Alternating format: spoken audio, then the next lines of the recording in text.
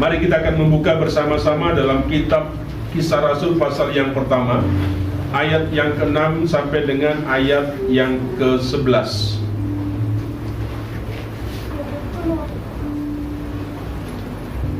Kisah Rasul pasal yang pertama ayat 6 sampai dengan ayat yang ke-11.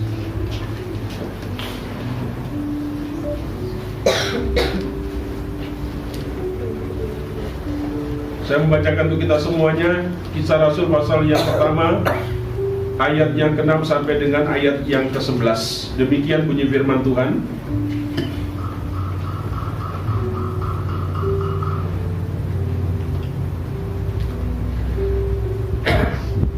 Yesus terangkat ke surga. Maka bertanyalah mereka yang berkumpul di situ, "Tuhan, maukah Engkau pada masa ini memulihkan kerajaan bagi Israel?" Jawabnya, "Engkau tidak perlu mengetahui masa dan waktu yang ditetapkan Bapa sendiri menurut kuasanya. Tetapi kamu akan menerima kuasa kalau Roh Kudus turun ke atas kamu. Dan kamu akan menjadi saksiku di Yerusalem dan di seluruh Yudea dan Samaria dan sampai ke ujung bumi." Sesudah ia mengatakan demikian, terangkatlah ia disaksikan oleh mereka, dan awan menutupnya dari pandangan mereka. Ketika mereka sedang menatap ke langit waktu ia naik itu, tiba-tiba berdirilah dua orang berpakaian putih dekat mereka dan berkata kepada mereka, "Hai orang-orang Galilea, mengapakah kamu berdiri melihat ke langit? Yesus ini yang terangkat ke surga meninggalkan kamu akan datang kembali dengan cara yang sama seperti kamu melihat dia naik ke surga." Bapak Ibu Saudara dikasihi Tuhan,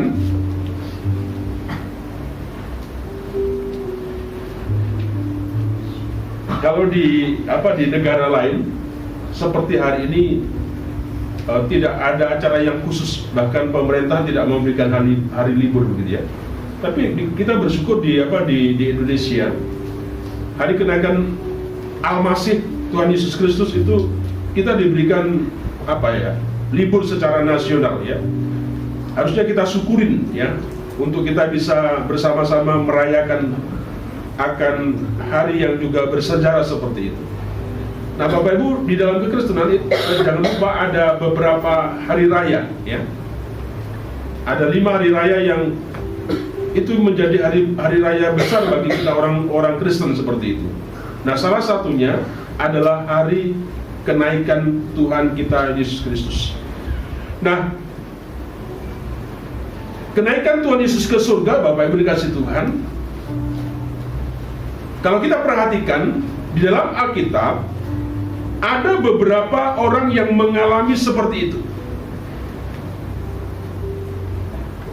Nah, kenaikan Yesus ke surga berbeda kualitasnya dengan kenaikan semua orang yang lain, termasuk Elia, termasuk Henok ya. Mereka sama, tetapi mereka tidak memiliki sebuah dampak ya, tidak memberikan dampak apa-apa kepada kita. Sedangkan kenaikan Yesus Kristus itu memberikan dampak kepada setiap kita yang percaya kepadanya.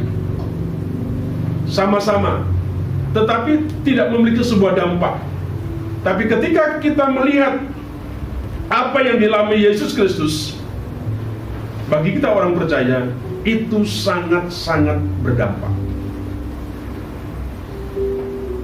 Kalau kita melihat kepada kisah, ketika Elia naik ke surga dengan kereta berapi ya, dan kuda berapi, kita tidak bisa mengikuti jejak daripada Elia.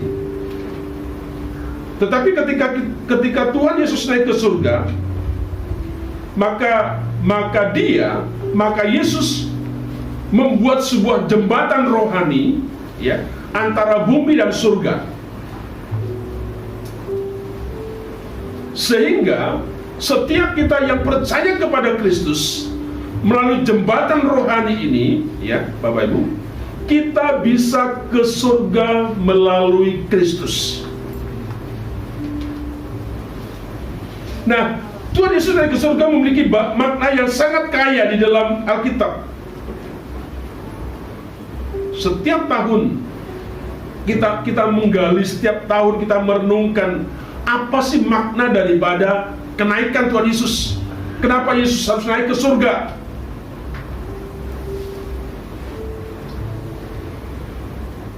Saya berharap kita tahu, kita punya jawaban yang seperti apa yang dikatakan Alkitab.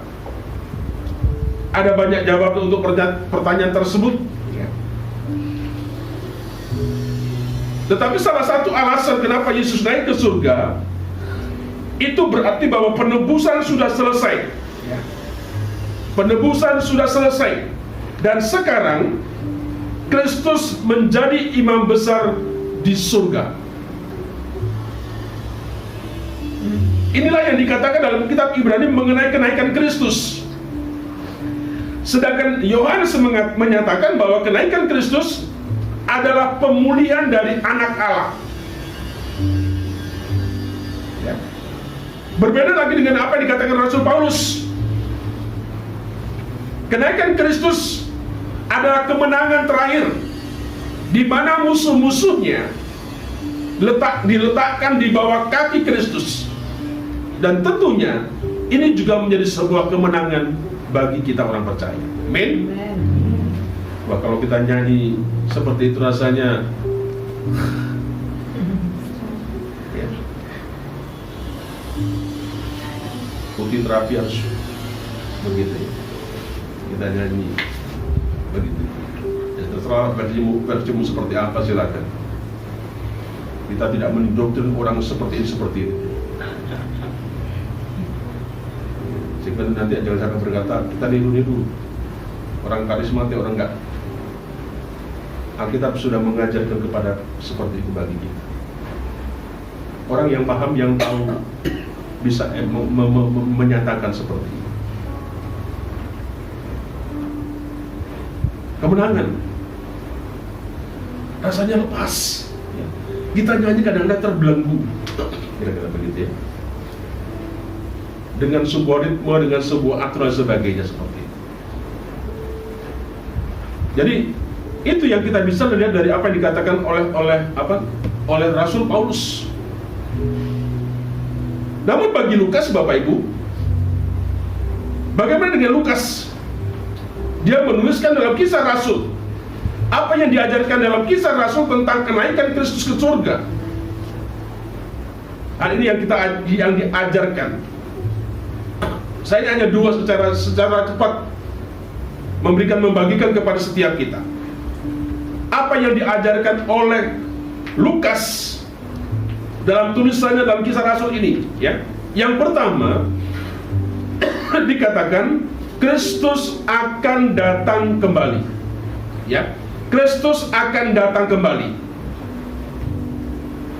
Nah, agar supaya kita dapat memahami apa makna kenaikan Kristus dalam kisah ini, maka kita perlu menaruh perhatian kita kepada kedua orang yang berpakaian putih, ya, yang berdiri di sisi dari rasul-rasul dan berbicara kepada mereka. Ya. Dalam pasal 1 ayat 10 dikatakan di sana, ketika mereka sedang menatap ke langit, waktu ia naik itu, tiba-tiba berdirilah dua orang yang berpakaian putih dekat mereka. Ini kemungkinan adalah malaikat yang berbicara kepada rasul-rasul. Apa yang dikatakan malaikat kepada mereka? Ya. Hai orang-orang Galilea, mengapa kamu berdiri melihat ke langit? Yesus ini yang terangkat ke surga meninggalkan kamu akan datang kembali dengan cara yang sama, ya, seperti kamu melihat dia naik ke surga.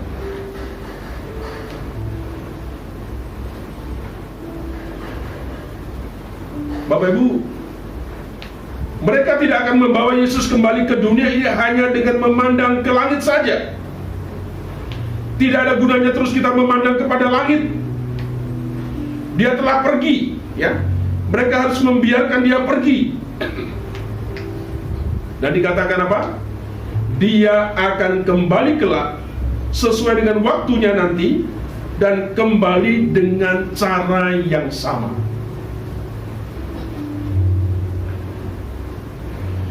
Jaminan bahwa Yesus akan datang kembali adalah kebenaran yang harus kita pegang. Ya. Kata orang Jawa, yang kita uri-uri seperti itu. Dengan cara yang sama. Pak Pendeta, yang samanya di mana? Apakah semua sama? Yesus akan datang kembali dengan cara yang sama, bukan berarti bahwa dia akan turun kembali ke tempat yang persis ketika naik di surga. Apakah itu maksudnya sama seperti itu? Apakah juga Yesus dengan memakai pakaian yang sama waktu dia naik ke surga?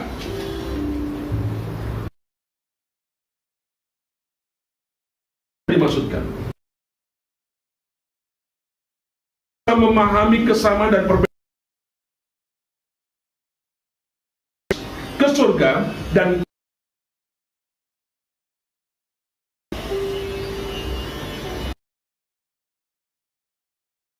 kita perlu memahami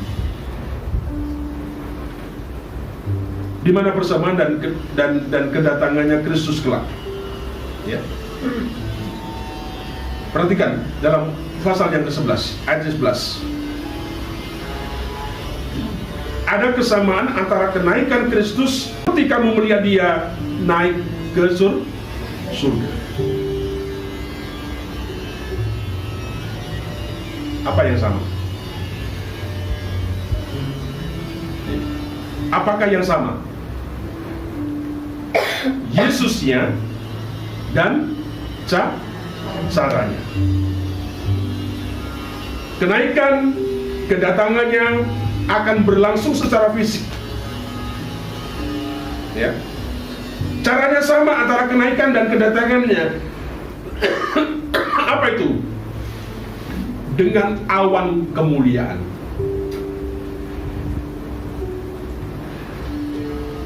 Yesus pelan-pelan. Kenapa nggak langsung menghilang gitu ya? Ketika dia naik, tidak tiba-tiba kemudian hilang, pelan-pelan, ya, perlahan-lahan ke atas, ya. Dia terangkat dari awan, ya, menutupi pandangan mereka seperti itu.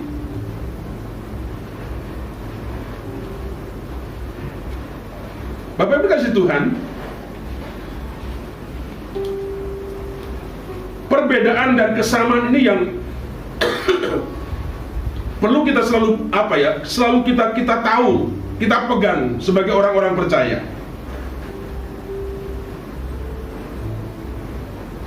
Nah, sama.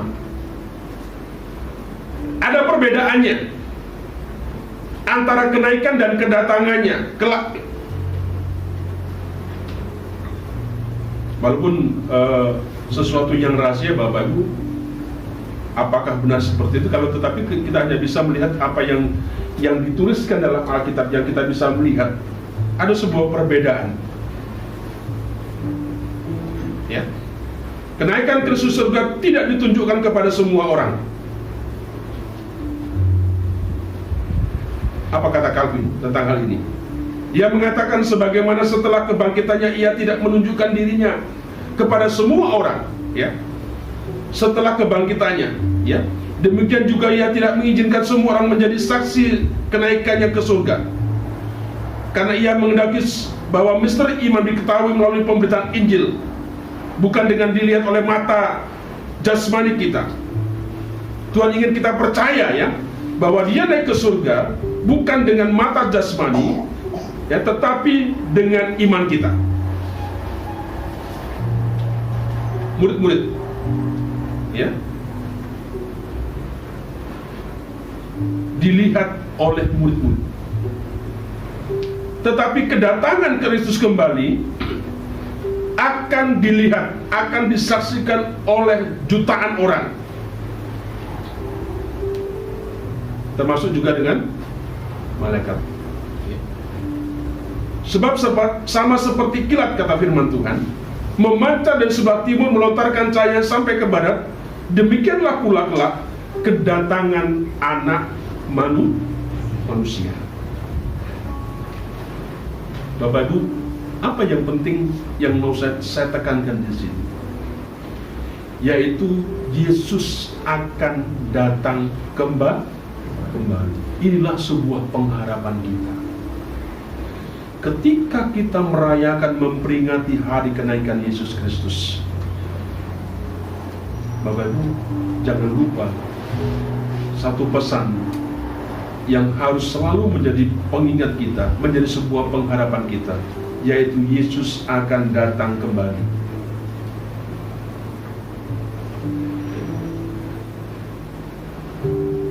Ngapain datang kembali? Hah? Ngapain datang kembali?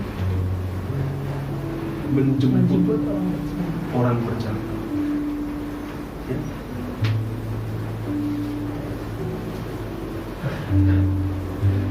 Saya berharap kepada setiap kita. Ya. Apa yang diharapkan tentunya dari bagian ini, Bapak Ibu? Sesuatu yang seharusnya kita nantikan, ya, yang kita harapkan selalu.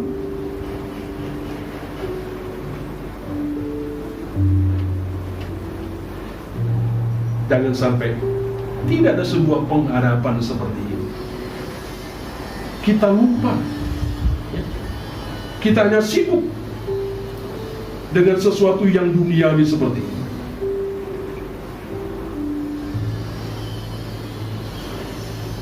Bapak Ibu, harapan untuk menantikan kedatangan Tuhan, ya, itu harus menjadi isi hati daripada setiap kita orang percaya, orang Kristen di segala zaman. Apa yang dikatakan? Aku akan datang segera.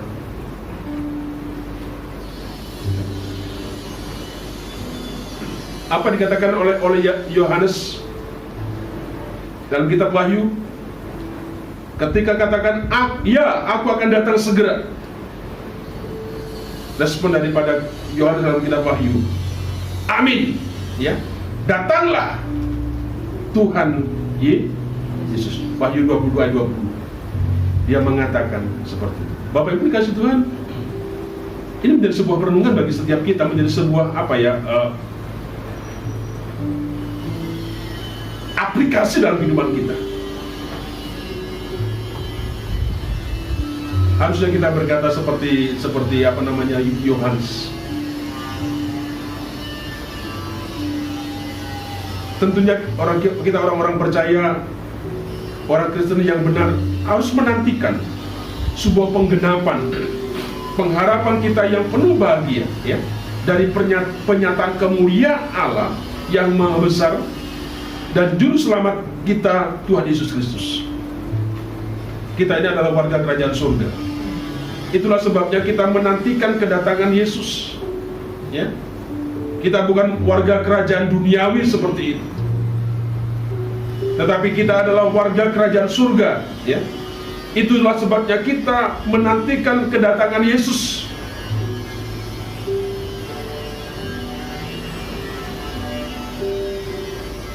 Menjadi sebuah perenungan bagi setiap kita di hari raya seperti ini. Apakah kita sebagai orang percaya, orang Kristen menantikan dan mengharapkan kedatangan Kristus yang kedua kali? Orang Kristen yang duniawi jarang beribadah kepada Tuhan, jarang berdoa, jarang membaca firman Tuhan, akan semakin kurang dalam mengharapkan kedatangan Kristus. Kumaha engke kumaha, ya, itu urusan nanti. Kenapa? Tidak terlalu penting. Tapi bagi kita orang-orang yang percaya, yang benar, kita pasti akan menantikan, mengharapkan kedatangan Kristus yang kedua kali.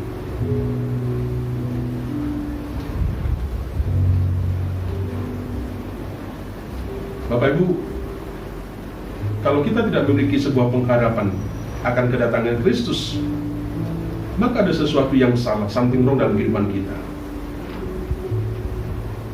Ya. Mari kita merenung, kita kembali mengevaluasi, merefleksikan tentang diri kita, tentang kehidupan kita.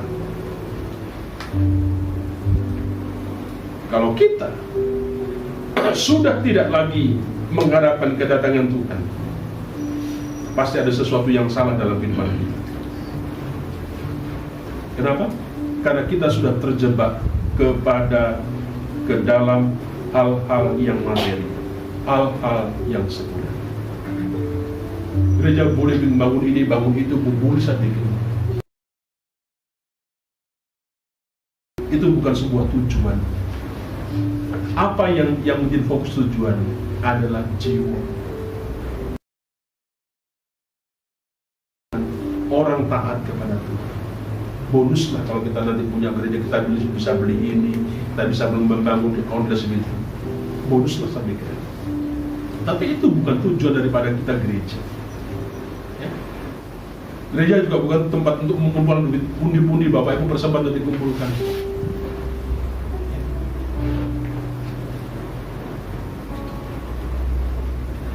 Jadi kalau gereja di min, Bapak Ibu min saja, ya memang itu dipakai. Bisa saja nggak perlu dipakai ono ini yang diirit. Ya. Bapak Ibu selesai beribadah jam 1 jam, selesai pulang. Ya. Mati AC-nya, biar irit.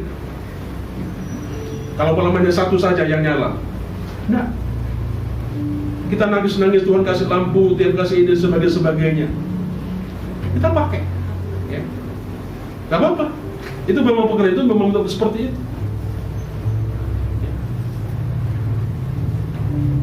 Pak gak ada duit, ya minta sama Tuhan. Supaya ada jemaat, ada orang yang terbeban untuk memberkati gereja. Kenapa? Karena memang itu sebuah orientasi kita. Tujuan kita supaya orang banyak datang seperti ini. Mari Bapak Ibu kasih mengajak untuk merefleksi dalam kehidupan kita di hari raya yang seperti ini. Adakah kita orang-orang Kristen masih ada sebuah pengharapan, mengharapkan kedatangan Kristus yang kedua kali seperti itu? Kalau tidak, pasti ada sesuatu yang salah.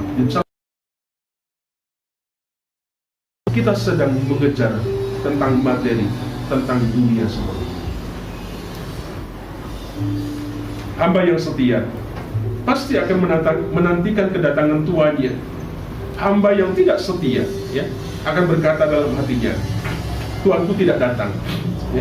Saya akan melakukan apapun kemauan saya, sesuka saya. Ketika kita sudah tidak lagi mengharapkan kedatangan Yesus, mungkin Bapak Ibu, itu menjadi sebuah warning, menjadi sebuah peringatan kepada kita. Hati-hati seperti itu. Kita menganggap bahwa Yesus masih sangat lama datang, sehingga untuk apa kita mempersiapkan diri, apapun alasannya. Bapak Ibu Saudara, ketika saudara sudah kehilangan kesadaran tentang kedatangan Kristus yang kedua kali, itu artinya kita sedang mengalami apa yang namanya kemunduran rohani yang sangat serius. Antara orang Kristen satu dengan yang lain memang ada banyak perbedaan tentang pengharapan yang akan datang, eskatologi seperti itu. Ada yang mengatakan mesti ada kerajaan 1000 tahun dulu, ya. Macam-macam lah seperti itu, nanti membuat kita pusing tentang hal itu. Nanti ada waktu tersendiri kita bisa belajar tentang itu. Masih lama. Kita mau mengembara seperti apa yang menjadi kemauan kita kira-kira seperti dalam hidup. Tetapi satu hal yang saya ingin tekankan kepada setiap pihak. Saya berharap apapun pandangan daripada setiap orang, termasuk kita, semua orang Kristen yang rohani merindukan kedatangan Yesus, ya, dan setiap saat harus hidup dalam terangnya Yesus. Ya, kenapa? Sebab Yesus yang terangkat ke surga akan datang kembali ke dalam bumi.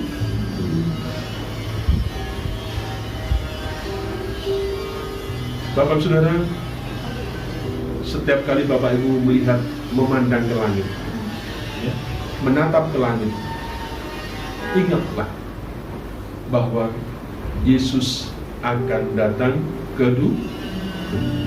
Setiap engkau menatap ke langit, memandang ke langit, satu pesan, ingat bahwa Yesus akan datang kembali.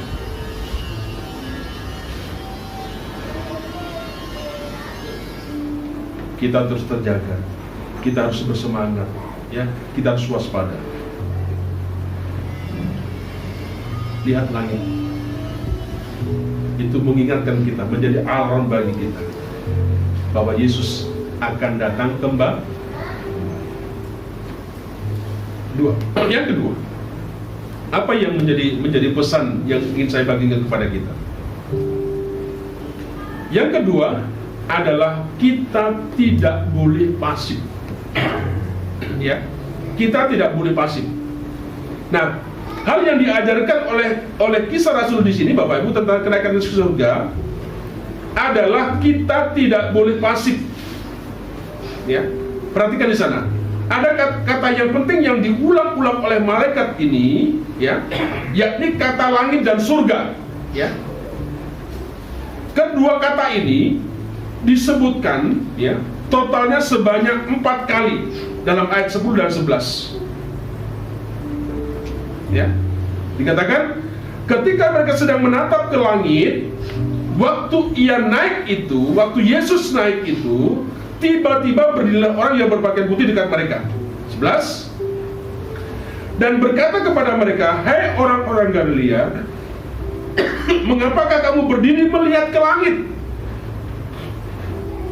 Yesus ini yang terangkat ke surga, meninggalkan kamu, akan datang kembali dengan cara yang sama seperti kamu melihat dia naik ke surga."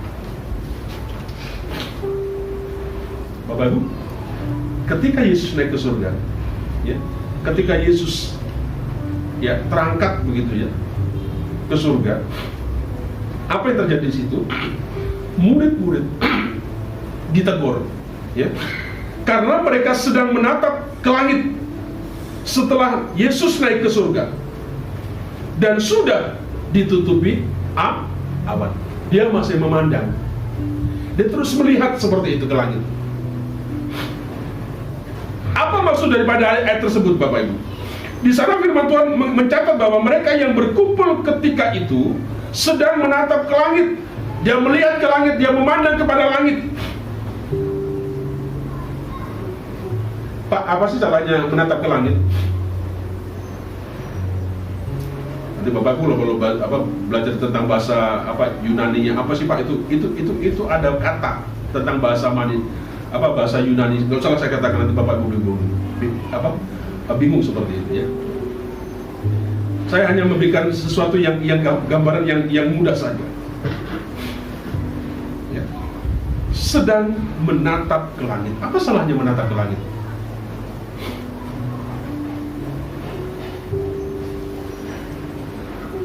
Bukankah itu merupakan sebuah kekaguman seperti itu? Bagus sekali, kira-kira begitu, ya. Kalau kita lihat sesuatu kan, mantap kali, gitu kan, kagum begitu. Kagum kepada Yesus. Berulang kali seperti itu. Pak, apakah itu tidak menyebabkan sebuah kerinduan mereka kepada Yesus? Mereka mungkin rindu bersama-sama dengan Yesus.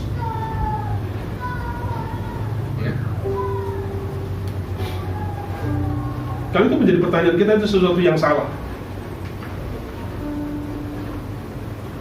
Ya. Setidaknya hal itu kita lihat dengan jelas dari kisah tersebut. Ya. Kita melihat di sana bahwa Tuhan terpaksa harus mengutus 2 orang yang berpakaian putih. Siapa yang berpakaian putih? Masa hantu? Masa Yesus mandi hantu? Gak mungkin lah. Masa jin?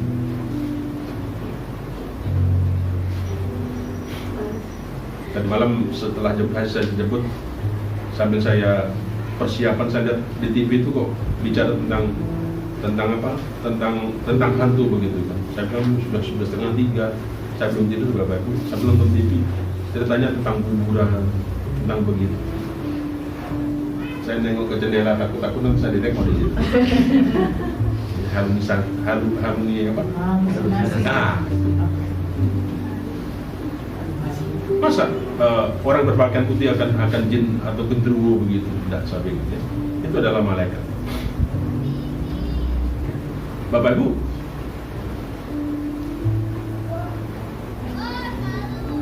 ketika murid-muridnya melihat menatap ke langit, sampai kemudian ada 2 orang yang diutus, ada 2 yang berpakaian putih dikatakan.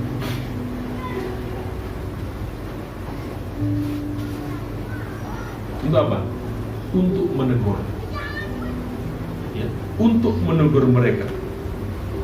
Apa yang dikatakan Bapak di situ? Hai orang-orang Galilea, mengapa kamu berdiri melihat ke langit? Ya, Yesus ini yang terangkat ke surga meninggalkan kamu akan datang kembali dengan cara yang sama seperti yang kamu lihat dia naik ke surga.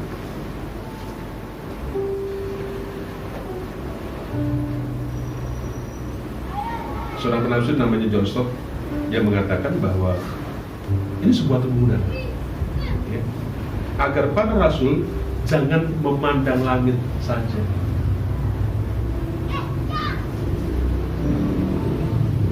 Bapak Ibu, sekali lagi, sebenarnya kalau kita pikir nggak salah loh ya, mengagumi, ya, merindukan kebersamaan dengan Yesus, nggak salah. Itu harus kita lakukan. Itu harus kita tumbuh kembangkan seperti itu. Kenapa tadi Ibu mengajak kita dengan menumbuhkan, menyemangatkan, kira-kira begitu. Nggak salah saya bikin seperti itu, ya. Tetapi Bapak Ibu dikasih Tuhan, kita jangan menjadi orang yang cuek, ya. Jangan jadi orang yang tidak peduli kepada Yesus yang telah demikian baik, berbuat, ya, segalanya baik bagi kita. Jangan biarkan hati kita menjadi dingin. Jangan biarkan hati kita menjadi membeku seperti itu, sehingga tidak ada gairah untuk kita, ya, untuk datang untuk merindukan Yesus.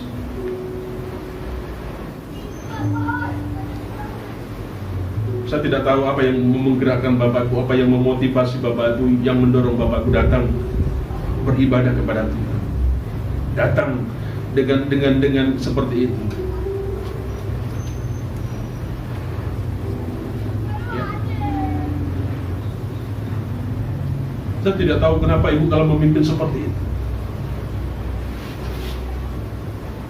supaya mungkin tidak beku kira-kira dengan seperti itu. Apa saja hal-hal yang seperti itu, yang menjadi sebuah pengingat kepada kita.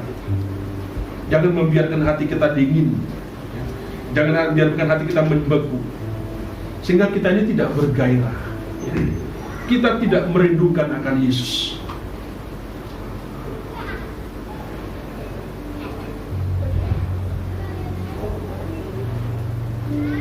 Bapak Ibu,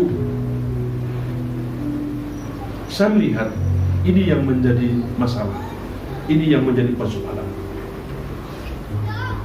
Ketika mereka terus-menerus mengagumi dan merindukan Yesus dengan menatap ke langit, ya, dengan sedemikian rupa, ya, sehingga mereka melupakan tugas yang telah diberikan kepada mereka.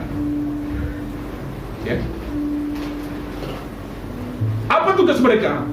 Untuk pergi segera.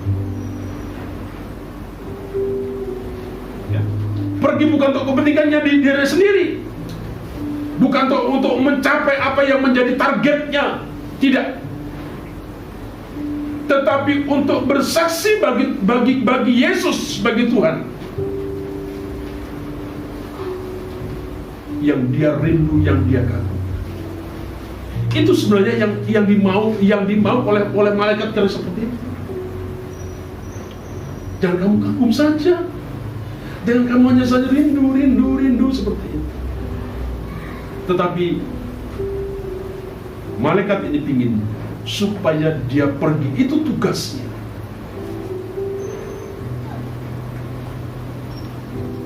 Pergi apa? Memberitakan Injil. Ya. Memberitakan Injil dikatakan kemana? Yudea, Samaria, sampai ke ujung bumi. Itulah sebabnya kedua orang utusan tersebut harus turun tangan. Dia harus mengusir daripada kira-kira orang-orang ini.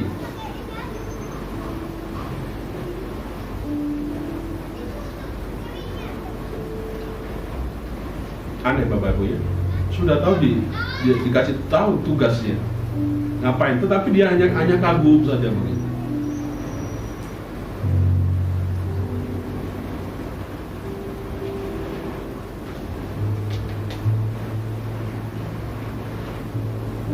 Ingat Bapak Ibu, panggilan mereka, panggilan kita untuk menjadi saksi, bukan menjadi pengamat langit.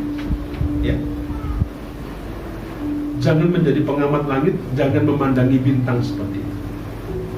Visi mereka bukanlah untuk mengingat tentang nostalgia bersama dengan Yesus. Tetapi mereka harus memiliki hati yang penuh belas kasihan kepada dunia yang terhilang, yang membutuhkan mereka. Dan tentunya inilah yang berlaku bagi kita.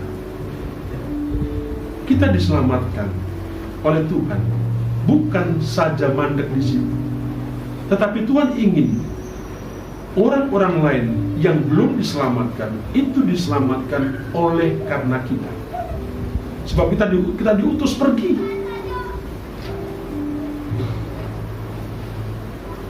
kepada dunia yang hilang. Adakah kita orang Kristen, orang percaya punya belas kasihan untuk hal seperti itu?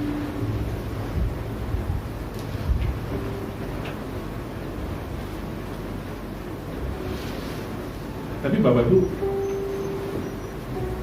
di sisi lain ada orang Kristen yang seperti ini. Ada orang Kristen yang hanya heran tentang kedatangan Kristus, ya, tetapi dia tidak taat. Keheranan mengenai surga dan penghuninya. Ya. Dia terobsesi dengan masa yang akan datang, dengan tanda-tanda zaman.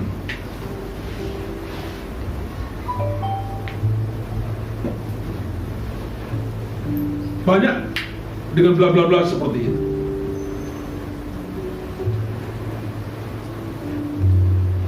Tetapi Bapak Ibu, sayangnya orang ini hanya dia tidak taat, tidak melakukan apa yang memang Tuhan mau, Tuhan berfirman. Bapak Ibu,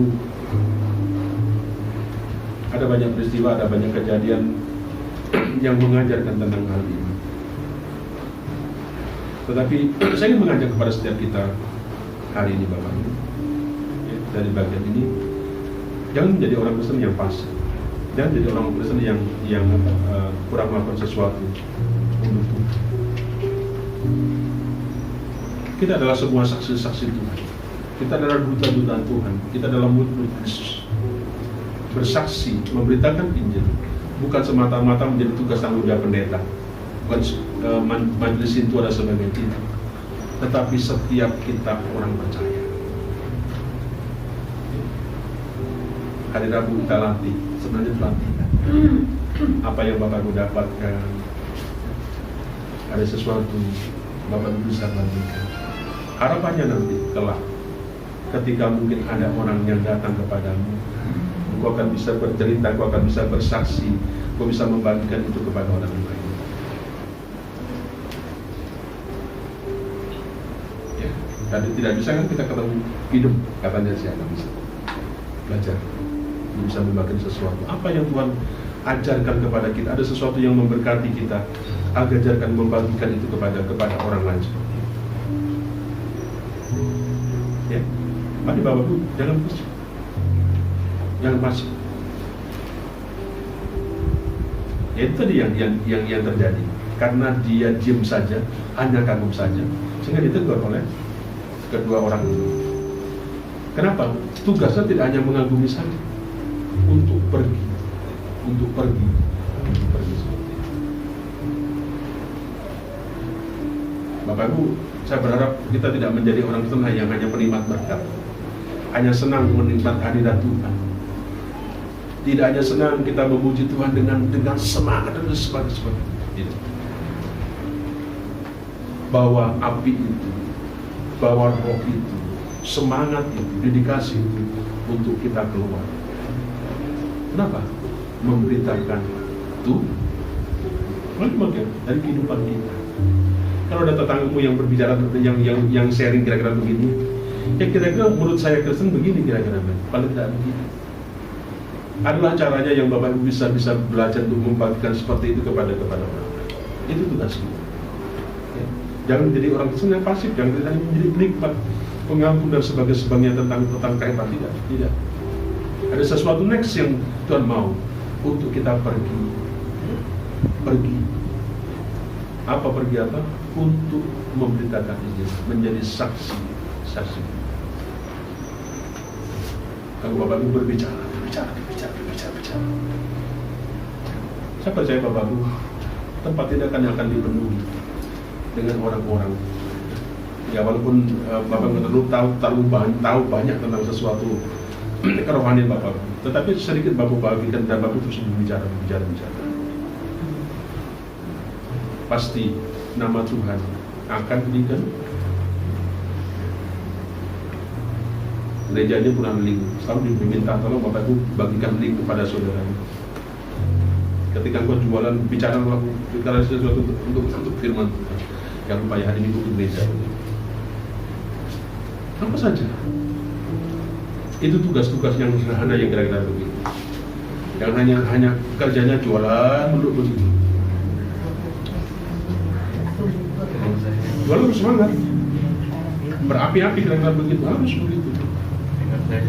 Dan kadang-kadang kalau kita repot kalau punya duit. Ya. Kalau punya duit kita nggak lupa. Tapi jangan lupa sesuatu esensi. Bapak Ibu, itu yang saya ingin sampaikan pada hari ini kepada kita. Apa yang ingin diajarkan dari kenaikan Tuhan Yesus kepada kita? Ya. Satu, jangan lupa Yesus nanti akan datang kembali. Kemana? Ke bumi. Bapak Ibu tinggal di Puri, ya kan logikanya kan begitu, analogi kira-kira. Kamu berarti jemput kira-kira begitu. Yang pasti Yesus datang kembali kedua kalinya. Yang kedua, jangan menjadi orang percaya yang Bapak Ibu aja yang kerja di pabrik, kalau Bapak Ibu tunggu aja waktunya Bapak Ibu akan di PHK. Gitu ya, ngapain kerjaan si malas begitu. Masih banyak yang antri katanya begitu. Mari kita tunduk kepala kita berdoa bersama.